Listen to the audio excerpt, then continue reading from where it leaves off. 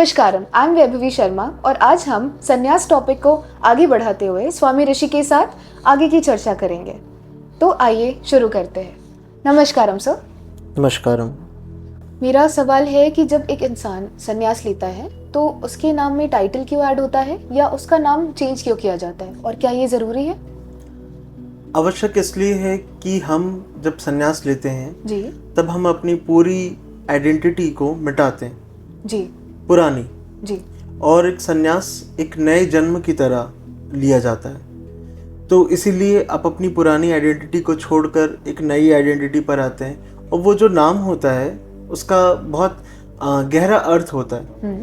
जैसे अगर हमारे पास सामने कुछ प्यारे प्यारे नाम है, जैसे विवेकानंद, जी ठीक है, विवेक का आनंद जुले, ठीक है। तो ऐसे अर्थपूर्ण नाम संन्यास में दिए जाते हैं ताकि आप उन नाम को सार्थक कर सकें। एक नाम के साथ आपको एक उद्देश्य मिलता है और पुराना जो कुछ पीछे है उसको सब कुछ ड्रॉप करने के लिए, उस सब कुछ को लेट गो करने के लिए हम पुराने नाम को छोड़कर नए नाम को धारण करते हैं जी।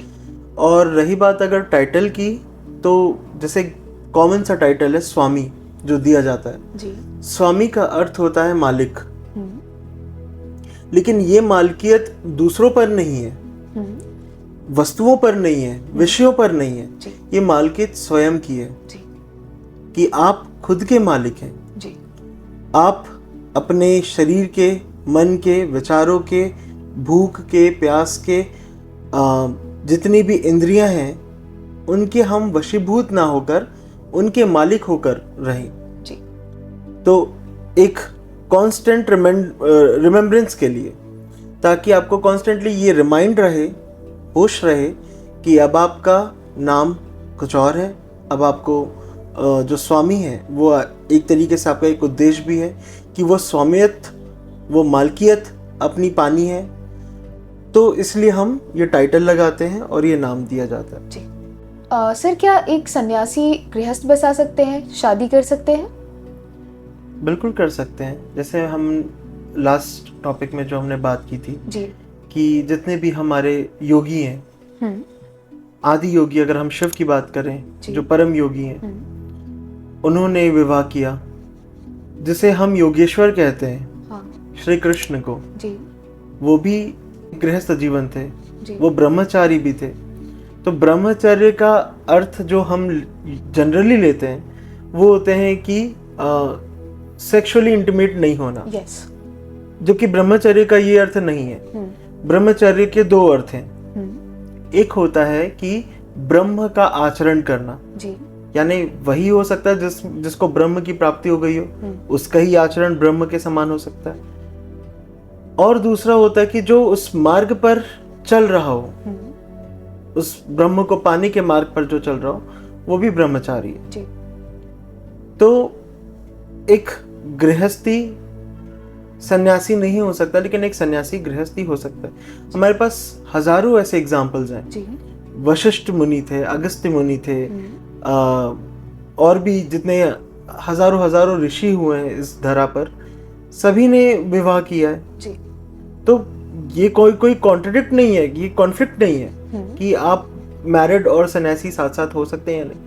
बिल्कुल हुआ जा सकता है। हाँ, ऐसे भी पथ और संप्रदाय हैं जो शादी नहीं करते हैं, लेकिन ऐसा नहीं है, क्योंकि सन्यास में भी बहुत अलग अलग क्या बोलना चाहिए, अलग अलग पाथ हैं जी। जैसे जैन सन्यासियों के कस्टम, उनके मेथड्स अलग होते हैं, बुद्धिस्ट सन्यासियों के अलग होते हैं, और हिंदुओं में भी अलग अलग अखाड़े, अलग अलग संप्रदाय होते हैं, उनके सन्यासी की भी व्यवस्था अलग अलग है। बिल्कुल। तो जरूरी नहीं है कि वो शादी करें, लेकिन हाँ वो कर सकते हैं जी। अगर हम सनातन व्यवस्था को देखें तो बिल्कुल सन्यासी भी गृहस्थ हो सकते हैं। सर, मेरा सवाल है कि हम इस बर्थ में जो सन्यास लेंगे उससे हमारे नेक्स्ट बर्थ में क्या इम्पैक्ट होगा? हम हर जन्म के साथ कुछ इवॉल्व होते हैं जी। तो अगर हम सन्यास हमने धारण किया हुआ, लिया हुआ है और हमने वो प्रोसेस से गुजरे जी, तो उसके संस्कार हमारे ऊपर पड़ेंगे और वो आगे की यात्रा में बहुत सहयोग करेंगे जी। तो हर एक जन्म के बाद आत्मा और इवॉल्व होती जाती है। यद्यपि अगर अन्य क्रियाकलापों में ना फंसे, तो हर जन्म के बाद वो ग्रो करती है। इवन अगर हम जैसे गलत रास्ता भी कह रहे हैं, अगर वो भी कर ले तो वहां से भी वो सीखती है। हाँ। वहां से भी उसको एक लेसन मिलता है एक आत्मा को। तो हर जन्म उसका आगे बढ़ता है जी। वो लर्न करती है, वो ग्रो करती जाती है। तो अगर किसी जीवन में उसने संन्यास धारण किया, संन्यास लिया हुआ है जी, तो फिर उसके जो इम्प्रेशंस पड़ते हैं, जो संस्कार उसमें पड़ते हैं, हाँ, उससे वो बहुत इवॉल्व होती है जी। सर, जैसे एक व्यक्ति ने अपने इस जन्म में संन्यास लेने का निश्चय किया है, तो क्या जरूरी है कि वो अपने प्रीवियस बर्थ में भी संन्यास लिया हुआ हो, और आने वाले जो जन्म होंगे अगर वो मनुष्य योनि में आता है तो वो भी इस चीज की तरफ ड्राइव हो, अट्रैक्ट हो? बिल्कुल ये संभव है, क्योंकि जब एक आत्मा जी अनुभव करती है, हाँ, और गुजरती है, तो अब जो उसका अगला जन्म होता है वहां पर भी उसको वो अट्रैक्शन आता है, क्योंकि वो अननोइंगली, उसे मालूम नहीं है कि उसने पूर्व जन्म में हाँ, संन्यास धारण किया हुआ था, परंतु इस जन्म में भी उसका एक गहरा आकर्षण इस अध्यात्म मार्ग में या एक चीजों के प्रति एक वैराग्य रूप उसका कहीं ना कहीं दिखाई देता है जी, क्योंकि पूर्व जन्म के संस्कार हैं। और ठीक वैसे ही वो इस जन्म में भी उसकी जो जीवन शैली जो भी रही हो, अगला जो जन्म हुआ जी, फिर वो संस्कार जो है वो आपको उसी ओर खींचता है। तो जब तक आप उस परम पद को नहीं पा लेते, आप इस दिशा में अग्रसर ही रहते हैं, हाँ, और पीछे मुड़ना नहीं होता है इवॉल्व होने के बाद जी, और आप आगे ही आगे ड्राइव करते जाते हैं। हाँ, आपका आकर्षण अध्यात्म की तरफ, संन्यास की तरफ हमेशा मुड़ा रहेगा अगर आप एक बार संन्यास ले लेते हैं तो जी। सर, क्या एक सन्यासी को कोई पर्टिकुलर अटायर पहनकर ही हमेशा रहना जरूरी है? देखिए, ये जो अटायर होता है ये बहुत ही सिंबॉलिकल होता है, हाँ, और ये कांस्टेंट रिमाइंडर का काम करता है कि अब आप सन्यासी हैं। ओके, ठीक है। अगर आप एक पर्टिकुलर आवरण में है, एक आपने चोला पहना हुआ है जी, तो आपके 24 घंटे एक दिमाग में कहीं ना कहीं एक भाव रहेगा कि अब आप सन्यासी हैं जी। तो अब दुर्भावना आएगी तो आप उसे एग्जीक्यूट नहीं करोगे, क्योंकि now you know, because now you are सन्यासी।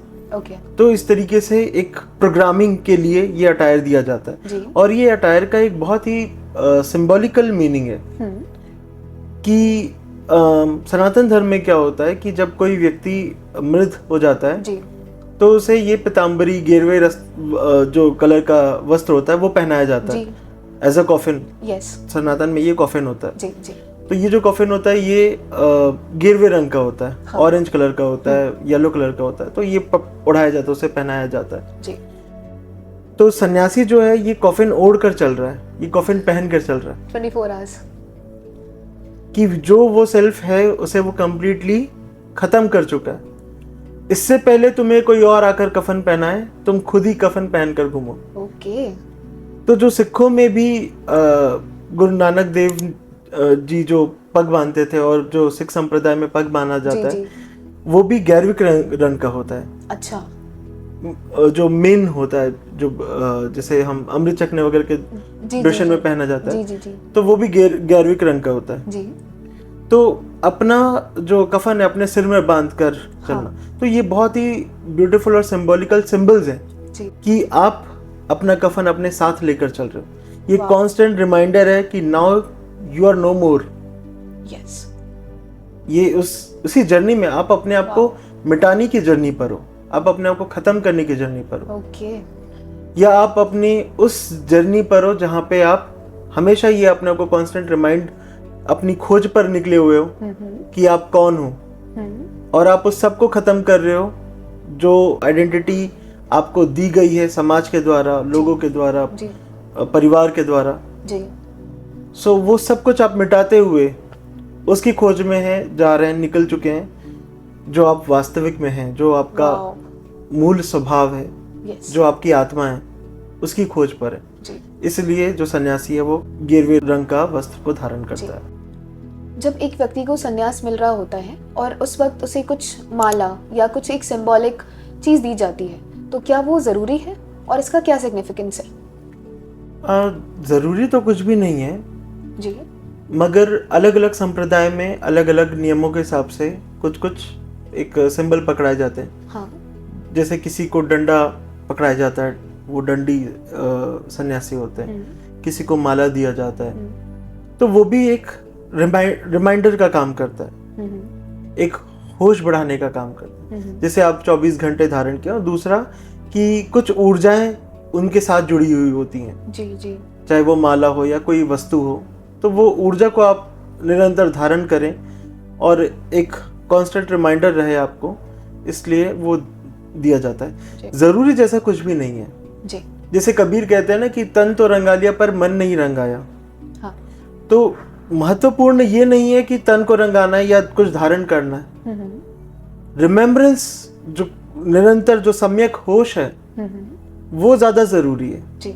जैसे अक्सर मुझे लोग कहते हैं कि आप तो सन्यासी हैं ही, अगर आप थोड़ा टाइम में भी आ जाएं तो लोग जो है वो आपको थोड़ा सा सन्यास की कैटेगरी में काउंट करेंगे, रिकॉग्नाइज करेंगे, एक्नॉलेज करेंगे। बिल्कुल। तो मेरा ये था कि मुझे दूसरों के लिए सन्यासी नहीं बनना है। yes. मुझे दूसरे किस कैटेगरी में काउंट करते हैं इससे मुझे कोई फर्क नहीं पड़ता है। yes.